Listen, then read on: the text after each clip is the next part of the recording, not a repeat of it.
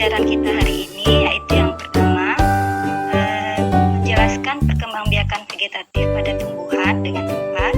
Kemudian yang kedua, mengidentifikasi macam-macam perkembangbiakan vegetatif pada tumbuhan. Yang ketiga, mengidentifikasi bagian tumbuhan yang berperan dalam proses perkembangbiakan vegetatif.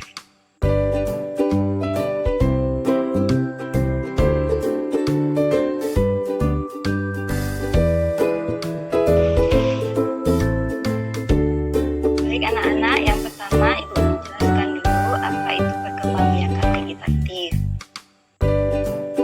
Perkembangbiakan vegetatif itu adalah perkembangbiakan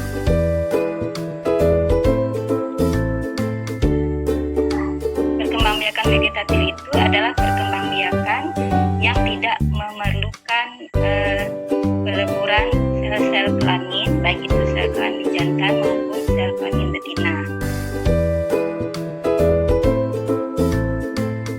Jadi perkembangbiakan tumbuhan secara vegetatif dapat menghasilkan individu baru tanpa adanya proses fertilisasi.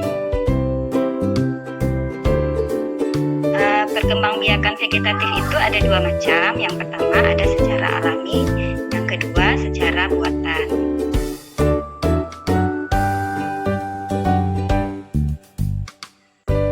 Nah, apa itu perkembangbiakan vegetatif secara alami? Perkembangbiakan vegetatif secara alami itu artinya dia tidak memerlukan perkawinan dari tumbuhan lain ataupun tidak ada campur tangan manusia.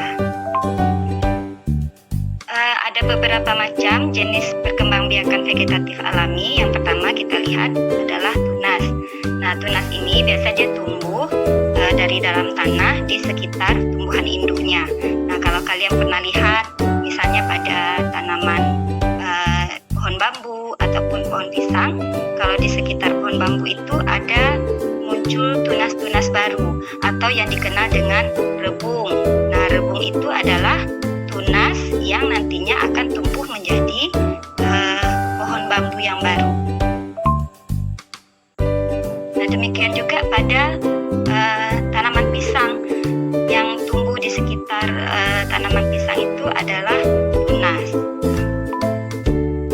Yang kedua adalah tunas adventif. Anak-anak, kalian pernah lihat kan pada tanaman cocor bebek, itu di bagian tepinya ada seperti daun-daun kecil. Nanti dia itu sebenarnya adalah tunas adventif. Nah, tunas adventif ini kalau daun cocor bebeknya itu jatuh ke tanah, maka yang bagian kecil-kecil tadi di pinggirnya itu akan tumbuh menjadi tanaman tunas adventif yang baru.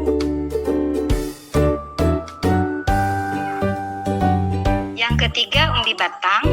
Umbi batang itu dia merupakan batang yang tumbuh di dalam tanah dan bentuknya itu lebih akan mengembang membentuk suatu bentuk yang disebut dengan umbi.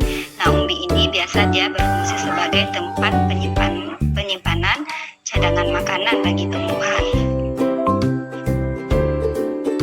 Contoh yang paling kita kenal yang termasuk umbi batang itu misalnya kentang ataupun ubi jalar.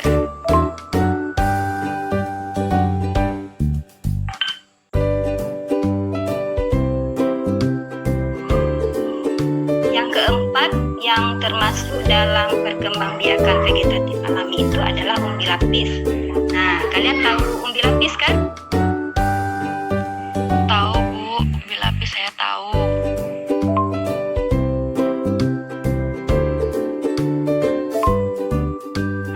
Umbi lapis itu modifikasi dari batang dan daun. Nah, dia biasa bentuknya tebal, kemudian lunak dan berlapis-lapis. Yang kelima adalah rizoma. Nah, rizoma ini disebut juga rimpang atau akar tinggal. Dia ini batang yang tumbuh serta menjalar di dalam tanah. Nah, pada rimpang ini dia akan muncul buku ataupun seperti sisik misalnya yang merupakan modifikasi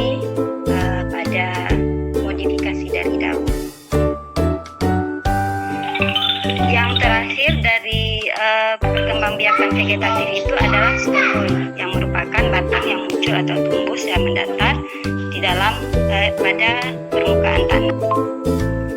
Anak-anak, ada yang mau bertanya setelah kalian mengamati penjelasan dari Ibu tadi?